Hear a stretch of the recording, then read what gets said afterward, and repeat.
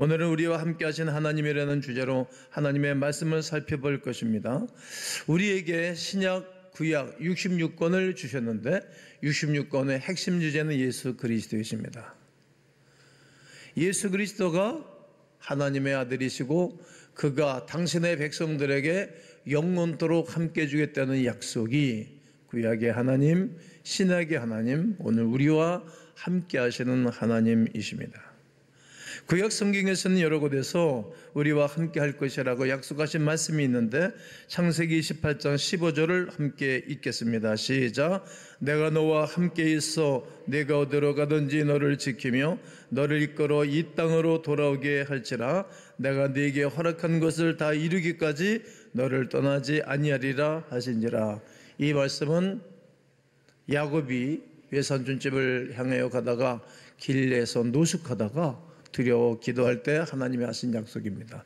내가 너와 함께 있을 거라고.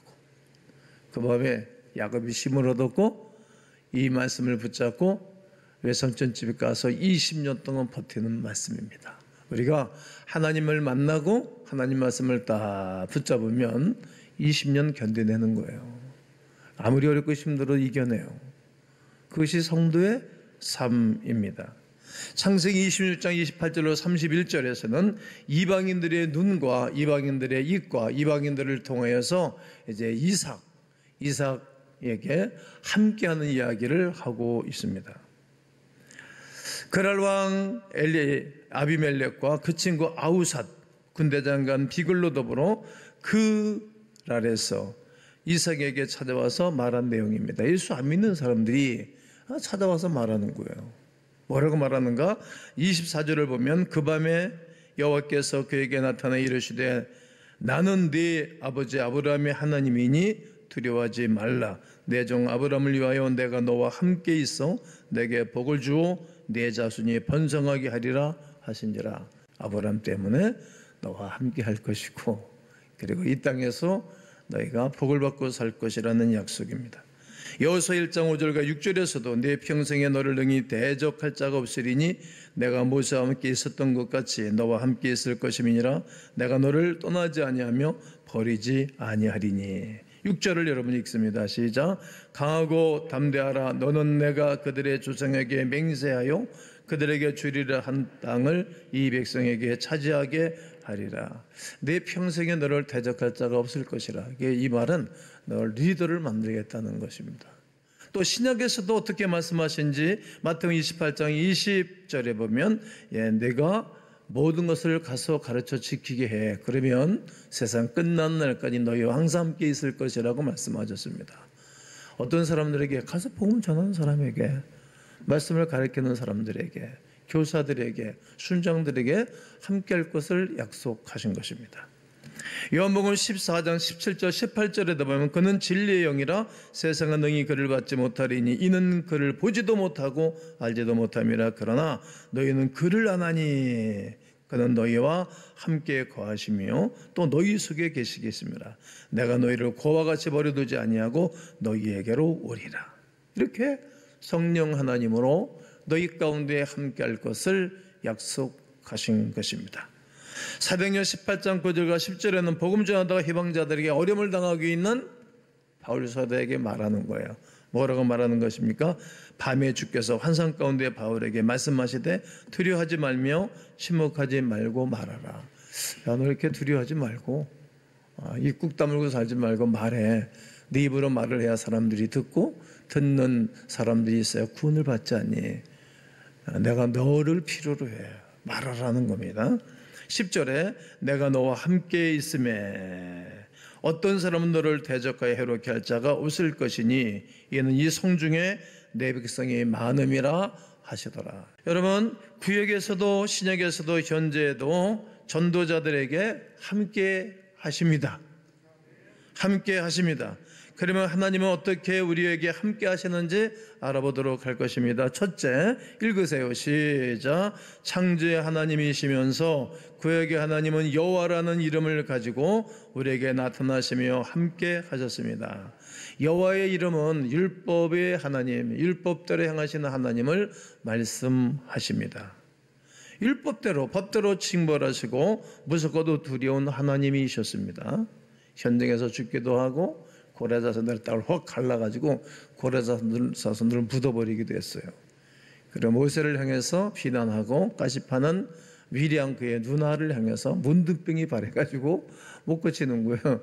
모세가 기도해주고 치료받기도 하고, 이렇게 잘못하면 즉각적으로 찾아오시고 역사하시는 하나님이 법대로 하시는 하나님 여호와 이름의 하나님이십니다. 그러므로 구약의 율법은 세상 왕이 백성에게 내리는 벌과 같이 어기면 죽인다는 것이 구약의 법입니다. 그러므로 613가지가 되는 율법을 인간이 다 지켜서 의롭다함을 얻을 수 없는 것입니다. 하나도 없는 것입니다. 죄사 쓴 사명이라고 로마서 6장에 말씀하신 바처럼 말이죠. 로마서 3장 10절에 읽겠습니다. 시작. 기록된 바 의인은 없나니 하나도 없으며, 하나도 의인이 없는 거예요. 율법의 행위로는 그 앞에 의로울 육체, 의롭다 할 육체가 하나도 없다. 로마서 3장 20절은 말하는 거예요. 우리 육체를 가지고 있는 사람은 의롭다함을 받을 사람이 이 세상에 한 사람도 없는 것입니다. 율법이 무엇입니까? 하나님께서 이스라엘 백성들에게 시내산에서 모세를 주신 법입니다. 그 대표적으로 십계명부터 시작해서 율례와 규례와 법도 613가지라는 엄청난 많은 규례를 만들어서 이걸 지키고 살라는 거예요. 그러니까 얼마나 어렵겠어요. 힘들지.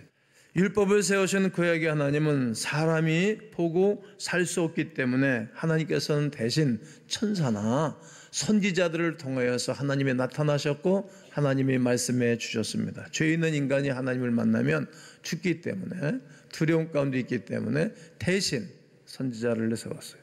대신 천사들을 세워서 하나님의 백성들에게 말씀하신 것입니다. 그래서 성경은 말하기를, 요한일서 1장 1절을 다 함께 읽겠습니다. 시작. 태초부터 있는 생명의 말씀에 관하여는 우리가 들은 바요 눈으로 본 바요 자세히 보고 우리의 손으로 만진 바라 했습니다.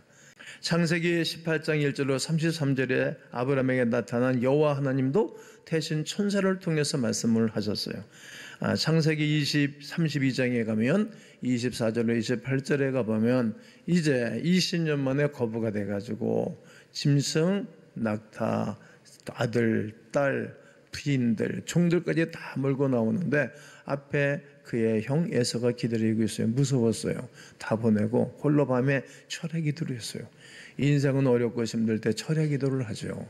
인생은 어렵고 힘들 때 새벽 예배를 하죠. 그때 하나님이 나타나셨는데 천사로 나타나신 거예요. 나를 축복하기 전에 내가 놓지 않겠습니다. 놓으라고 이 엉치기를 쳤어요, 천사가. 그래도 안 놓은 거예요. 왜? 자기 나중 귀양 가버리게 되면 죽으니까, 형이 죽일 거니까. 그 밤에 야, 네 이름 뭐니? 야곱입니다. 이제 그런 이름 쓰지 마. 이제 이스라엘이라고 그러고 응답을 이름까지 바꿔주고 그 용기를 주셨어요. 그날 무섭지 않았어요. 전날엔 기도하기 전에는 무서웠는데 하나님 만나고 난 다음 무섭지 않았어요. 형 앞에 딱 7번 절하고 가가지고 나 형님 얼굴을 보니 하나님 얼굴을 배우는 것 같습니다. 야, 이런 게 다 뭐니? 이거 다 형님 겁니다. 야, 나도 많이 있으면 가지고 가. 그리고 헤어지고 이제부터 이 야곱은 근심 없이 인생길을 걸어갔던 것입니다. 여러분, 사도행전 7장 30절로 35절을 보면 40년이 참에 천사가 시내산 광야 나무 가운데서 그에게 보여줬어요. 모세는 가시나무 떨기 가운데서 하나님을 만나고 사명을 받아 다시 애굽에서 내 백성들이 고생하고 있는 백성들을 이끌러 갔던 것입니다. 이렇게 하나님은 천사들을 통해서 이스라엘 백성들에게 나타나 보이셨던 것입니다. 사도행전 7장 53절을 보면 너희는 천사가 전한 율법을 받고도 지키지 아니하였도다 하니라. 여러분, 천사가 전해준 복음을 말씀을 받아도 안 지키는 거예요. 그렇게 말해도 사람들이 안 믿고 안 따라오는 거예요. 불순종하는 것입니다. 또한 강에서 불기둥과 구름 속에서 뇌성과 음성과 천둥 번개를 쳐도 안 믿는 거예요. 이렇게 하나님은 무시무시하게 여러 가지 방법으로 당신의 모습을 보여주지 않고 천사나 선지자들을 통해서 말씀하신 것입니다. 즉 구약의 하나님은 천사와 선지자들을 통해서 귀로만 듣게 해주셨던 하나님이셨습니다. 그러므로 오늘 우리는 이렇게 외쳐야 됩니다. 한번 따라해 보실까요? 주여, 주의 말씀을 듣게 하옵소서. 둘째, 신약의 하나님은 예수라는 이름으로 나타나셔서 우리와 함께 하시는 하나님이십니다. 할렐루야. 마태복음 1장 21절 23절 읽습니다. 시작.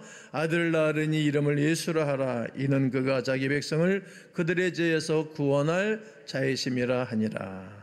22절 23절에 더 확실하게 설명해 주고 있지 않습니까? 뭐라고? 이 모든 일에 된 것은 주께서 선지자로 하신 말씀을 이루려 하심이라. 가라사대 보라 처녀가 잉태하여 아들을 낳을 것이. 이 말씀이 오늘 이사야서 7장 14절 읽은 말씀입니다. 그 이름을 임마누엘이라 하리라 하셨으니 이는 번역한 적 하나님이 우리와 함께 계시다 함이라. 여러분, 하나님이 우리와 함께 하신다는 거예요. 이거만큼은 더 놀라운 위로와 격려는 없습니다. 이 예수라는 하나님이 나타나서 여호와라는 이름으로 신약 성경에 한 분도 나오지 않아요. 구약 성경에 여호와라는 이름이 얼마나 많은지 몰라.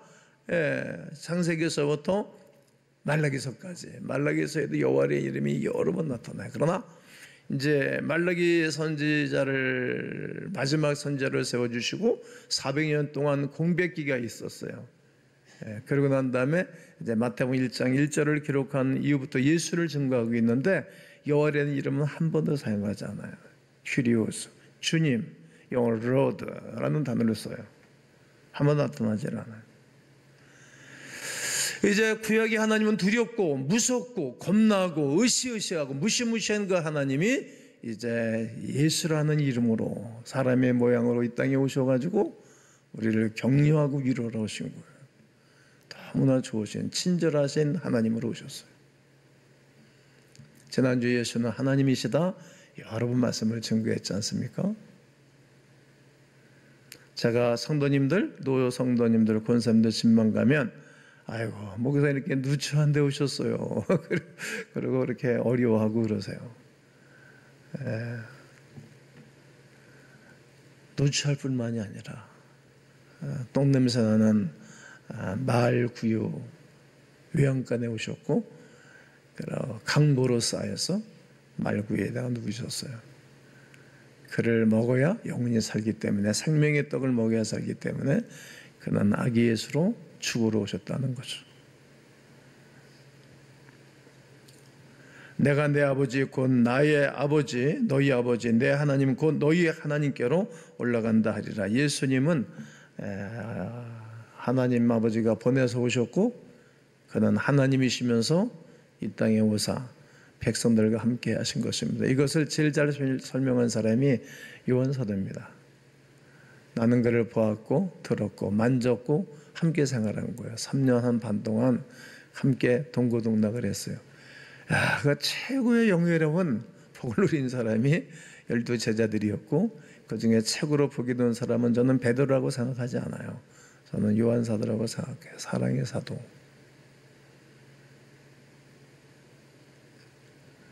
참으로 좋으신 아버지로 소개해주고 계신 것입니다. 누가복음 15장에 집을 나간 아들, 또 돌아온 아들, 탕자 이렇게 비유를 여러 가지 비유를 하는데 저는 돌아온 아들 이렇게 표현하고 싶어요. 집을 떠난 아들을 늘 마음이 상해서 기다리는 아버지가 있어요. 두 눈에 눈물이 글썽여서 동구박을 내다보고 쳐다보고 계시는 아버지. 또 늘 아침과 저녁 낮에 시간 있을 때마다 아들이 돌아오기를 기다리는 아버지. 돌아오니까 얼른 나가서 돼지똥 냄새 나고 아주 남는 아들을 끌어안고 목을 끌어안고 우시는 아버지. 그리고 그에게 목욕을 시켜주고 새로운 옷을 입혀주고 가락지를 껴주고 살찐 양을 잡아서 잔치를 열어주고 풍류를 즐기게 하시는 아버지. 그러니까 돌아오기만 하면 모든 것을 회복시켜 주시고 돌아오기만 하는 모든 것을 축복해 주시는 좋으신 아버지가 바로 예수 그리스도이십니다. 예수라는 이름으로 나타나신 하나님은 율법이 아닌 복음으로, 정죄가 아닌 관용으로, 그리고 그를 괴롭히는 사람이 아니라 용서해 주시는 하나님으로, 그리고 그에게 법을 하시는 분이 아니라 은혜와 진리를 베풀어 주시고 긍휼을 베풀어 주시는 하나님이시면서 정죄보다는 용서를 하고 용서를 해주되 7번씩 70번이라도 무제한 용서해 주시는 하나님, 우리를 불쌍히 여기시는 하나님으로부터 우리가 용서를 받고 은혜를 누리도록 하시는 아버지이십니다. 내가 무리를 불쌍히 여기노라, 마태복음 15장 32절에 불쌍히 여긴다는 거예요. 여러분, 우리가 연약한 사람을 정죄하기보다는 불쌍히 여기는 마음이 있어야 되지 않겠어요? 그것이 우리의 가정에서도, 사회 속에서도, 교회 속에서도 우리가 지녀야 할 성품이라 생각합니다. 또한 눈으로 볼 수 있을 뿐만 아니라 손으로 만질 수 있는 하나님으로 우리와 함께 하신 것을 요한사도를 통해서 요한일서 1장 1절로 3절은 기록합니다. 태초부터 있는 생명의 말씀에 관하여는 우리가 들은 바요 눈으로 본 바요 자세히 보고 우리의 손으로 만진 바라고 말합니다. 이 생명이 나타나신 바 된지라 이 영원한 생명을 우리가 보았고 증언하여 너희에게 전하노니 이는 아버지와 함께 계시다가 우리에게 나타나신 바 된 이시니라. 하나님과 함께 계셨던 그분이 우리에게 나타나 보였다는 말입니다. 우리가 보고 들은 바를 너희에게도 전함은 너희로 우리와 사귐이 있게 하려 함이니 우리의 사귐은 아버지와 그의 아들 예수 그리스도와 더불어 누림이라. 여러분, 하나님의 아들 되시는 예수 그리스도와 함께 더불어 누리는 것입니다. 그분을 붙잡고 여러분, 인생을 살면서 누리지 못하는 것도 이것도 죄로다. 솔로몬이 말했어요. 누리는 거예요. 또 요한복음 14장 8절에 빌립이 예수님께 주여 아버지 우리에게 보여주옵소서 이렇게 부탁을 하는 거예요. 아버지 우리에게 보여주옵소서. 그랬더니 14장 9절에 말씀하시기를 빌립아 내가 너와 이렇게 오랫동안 함께 있어도 너는 나를 알지 못하느냐? 나를 본 자는 아버지를 보았느니라. 그러니까 당신이 하나님이라는 것을 또 말하는 거예요. 나를 그렇게 오랫동안 봤는데 뭘 또 보여달라 그러냐? 나를 본 자는 아버지를 본 자다. 내가 곧 아버지다. 내가 곧 하나님이라는 것을 강조하시고 또 말씀하시는 것입니다. 그런데 예수님이 육신을 입고 오셨다가 우리를 죄에서 구원하시려고 십자가에 달려 돌아가신 후 사망의 권세를 깨뜨리시는 거예요. 그리고 부활하셔서 제자들과 40일 동안 함께 계시다가 제자들이 보는 그 앞에서 구름을 타고 승천을 하시는 거예요. 그랬더니 제자들이 아쉬워했죠. 그랬더니 천사들이 두 천사가 옆에 서서 갈릴리 사람들을 왜 쳐다보느냐? 너희 가운데서 올리신 이 예수는 가심을 본 그대로 다시 오실 것이라고 위대한 약속을 하신 것입니다. 그러므로 오늘 우리에게 신약의 예수님은 우리의 하나님으로서 우리와 함께 하시는 분, 그리고 이 땅에서도 함께 하시고 우리가 이 땅을 떠날 때도 함께 하시는 분이십니다. 제가 장례를 여러 번 치렀다고 말씀을 드렸잖아요. 그리고 운명을 지켜보기도 하고 그분의 얼굴을 보면 지옥 갔는지 천국 갔는지 압니다. 왜 하는 것인가 하면 지옥 간 사람들은 무서우니까 귀신이 와가지고 끌고 잡으러 왔으니까 얼마나 무섭겠어요. 힘을 주고 얼굴이 시커멓게 주고 있어요. 그런데 천사가 자기들을 데려와서 평상시에 천국 한 번도 보지 못하고 살다가 영계가 열리니까 보는 거예요. 좋지, 하늘나라 가는 게. 우리가 해외여행 가면 좋아하잖아요. 올 때 피곤해서 그렇지. 저는 해외여행 가는 것도 별로 재미없어요. 저는 나 업무상 때문에 가는 거지. 돌아올 때면 늘 피곤한 거예요. 그러나 예수 그리스도와 더불어 육신의 장막을 벗고 자기 육체와 영이 분리될 때쯤 되면 천사들이 오니까 기쁜 거예요. 그냥 흙덩이야 우리 몸은. 너는 흙이니 흙으로 돌아갈지로다. 영혼이 은총 입어 중환자재 벗고 주의 나라에 이르게 되니 얼마나 기쁘겠어요. 그래서 표정이 천사처럼 환한 거예요. 그러므로 이렇게 한번 외치면 좋겠습니다. 따라해 보세요. 주여 예수님이 나와 함께 계심을 느끼게 하옵소서. 오늘은 하나님께서 성령이라는 이름으로 우리에게 오셔서 우리와 함께 하시는 것입니다. 요한복음 14장 16절과 17절에 내가 아버지께 구하겠으니 그가 또 다른 보혜사를 너에게 주사 영원토록 너희와 함께 있게 하리니라고 말합니다. 요한복음 15장 26절은 내가 아버지께로서 너에게 보낼 보혜사 곧 아버지께서 나오시는 진리의 성령이 오실 때에 그가 나를 증언하실 것이요 라고 말씀하십니다. 보혜사는 뭡니까? 보는 우리가 위험할 때 보호해 주시는 거예요. 아멘 해보세요. 우리를 위험할 때 보호해 주시고, 해는 영혼 육이 갈급할 때 은혜를 베풀어 주시고, 우리가 잘 모를 때 스승이 되셔서 가르쳐 주시는 것입니다. 그 성령 하나님은 어떻게 오셨는 것인가 하면 내가 이 땅을 떠나가야 된다. 너희를 떠나가는 것이 너희에게 유익이다. 그러니까 부활하신 예수님이 함께 하셨을 때 얼마나 좋았겠어요. 이게 떠나가는 게 유익이라는 거예요. 그러면 내가 내 이름으로 보내실 성령 그가 너에게 올 것이다. 그러니까 육체로 오셨던 예수님은 성령으로 보내주셔가지고 그 성령 하나님이 우리 안에 거하시사 우리와 동행하시게 하신 것입니다. 요한복음 16장 13절에 진리의 성령이 오시면 그가 너희를 모든 진리 가운데로 인도하시리니, 여러분 진리의 성령이 오시면 우리를 진리 가운데로 그 예수 그리스도의 말씀을 깨닫게 하시는 거예요. 성령의 감동으로 기록된 말씀은 성령의 역사하신 우리에게 임하면 깨닫게 되는 거예요. 뭘 공부해서 하는 게 아니에요. 신학교 가서 성경 공부하는 거 아니라니까요. 성령이 임하셔야 알게 될 줄로 믿어요. 그래서 성경의 마지막에 있는 요한계시록 2장 17절, 29절, 3장 6절, 3장 21절에 22절에 보면 귀 있는 자는 성령이 교회에게 하시는 음성을 들을지어다 라고 말씀하는 거예요. 귀 있는 자, 성령의 음성을 들을 수 있는 자는 성령 받은 사람만이 듣고, 육의 사람들은 안 들어요.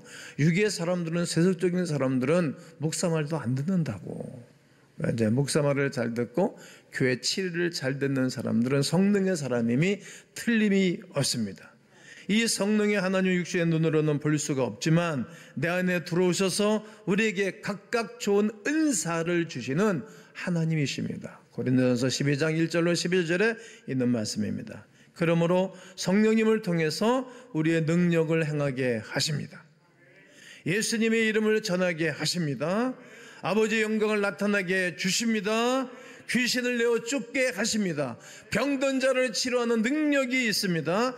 담대게 복음을 증거할 수 있는 은혜가 우리 가운데 임하게 되는 것입니다. 사도행 1장 4절과 5절과 8절에 보면 사도와 같이 모이사 저들에게 분부하여 말씀하셨습니다. 너희는 예루살렘을 떠나지 말고 내게서 들은 바 아버지께서 약속하신 것을 기다려라. 요한은 물로 세례를 베풀었으나 너희는 몇 날이 못되어 성령으로 세례를 받으리라 하셨느니라. 오직 성령이 너에게 임하시면 너희가 권능을 받고 예루살렘과 온 유대와 사마리아 땅끝까지로 내 증인되리라고 말씀을 하십니다. 그러므로 구약은 예언입니다. 따라해 보실까요? 구약은 예언이고 신약은 성취이며, 구약은 율법이고 신약은 복음이며, 구약은 그림자요 신약은 실체입니다. 그러므로 사랑하는 성도 여러분, 우리 하나님이 여호와라는 이름은 구약의 하나님 무서웠어요. 그러나 신약의 하나님은 이 땅에 오셨어요. 귀하신 분이에요. 하나님이. 그리고 오늘 이 세대는 성령 하나님으로 우리 안에 오셔서 우리를 도와주시는 그분이 여러분의 하나님이심을 믿습니다. 나의 삶에 함께 하시는 하나님, 나를 도와주시는 하나님, 나의 응답을 도와주시는 하나님, 그리고 나의 미래 전체를 책임주실 그 하나님을 사모하고 기대하고 선포하는 귀한 주일 되시기를 주님의 이름으로 축원합니다.